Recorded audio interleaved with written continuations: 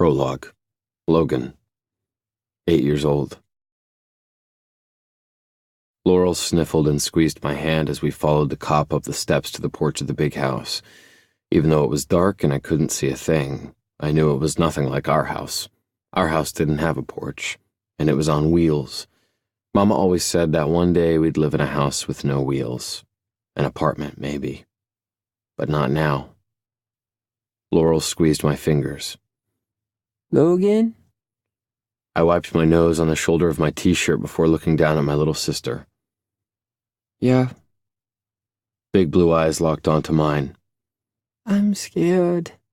She whispered. Where's Mama? Gone. But I couldn't tell her that. Laurel was only 4. She wouldn't understand. She wasn't big like me. Be a big boy. Watch your sister. That's the last thing Mom had said before she jumped out of the car. And then the bang exploded inside my head and I shuddered, blinking hard to hold back the tears, because 8-year-olds didn't cry. I wouldn't let anyone see me cry, not even Laurel. She'll be back soon. I lied, pulling her closer when the porch light flickered on. Just be quiet, okay? Laurel nodded, turning those frightened eyes to the big man in front of us. With his hand on the butt of his gun, the cop leaned forward, whispering to the lady in the fluffy robe who answered the door. I only caught a few words. Tragic, no suspects, deceased. I really appreciate this, Tessa, I heard him say before glancing over his shoulder and motioning for us to enter. I stubbornly held my ground, but not my sister. Laurel moved blindly, drawn to the lady with the kind smile and the smell of cookies that wafted onto the porch. Our trailer never smelled like cookies. Not even when Mama went to the store and bought one of those plastic tubes of dough and cooked it in the tiny oven. Please, Lo. Laurel whined, looking back at me as she tugged my arm. Maybe she got some food in there. My stomach turned, but I nodded at my sister, and then I hung my head and followed her into the house, past the policeman with the sad eyes and the blood on his shoes. My mother's blood.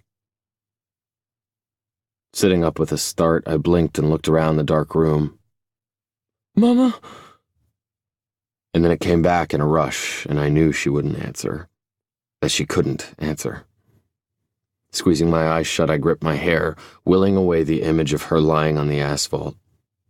When the mattress dipped, I expected to find that Tessa lady, so I blinked in surprise when a girl swam into focus. From her spot at the end of the bed, she stared at me with a crinkled-up brow. Are you okay? I pressed my back against the headboard. Get out of here! I growled. Leave me alone! I used my fiercest voice, the one that made all the other kids run. But she didn't move, just tucked a strand of long, dark hair behind her ear and replied softly. You were crying. I could hear you all the way from the guest room.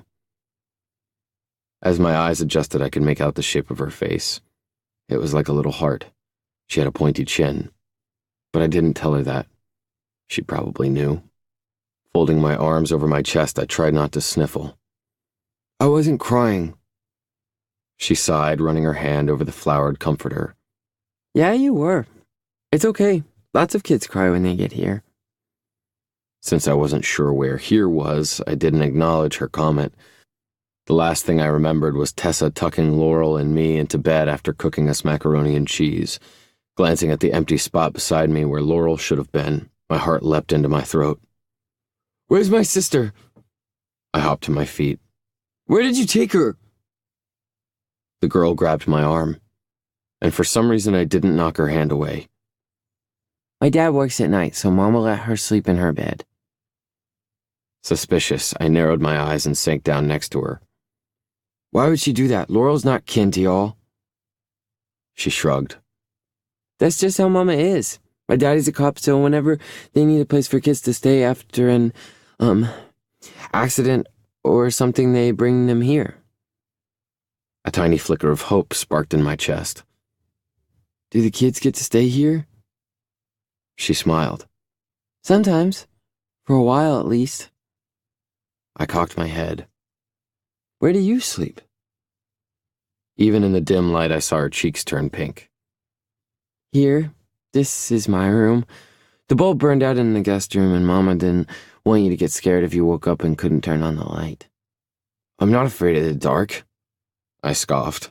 I'm 8. How old are you? Almost 10. We stared at each other for a moment, and then she asked, So what happened?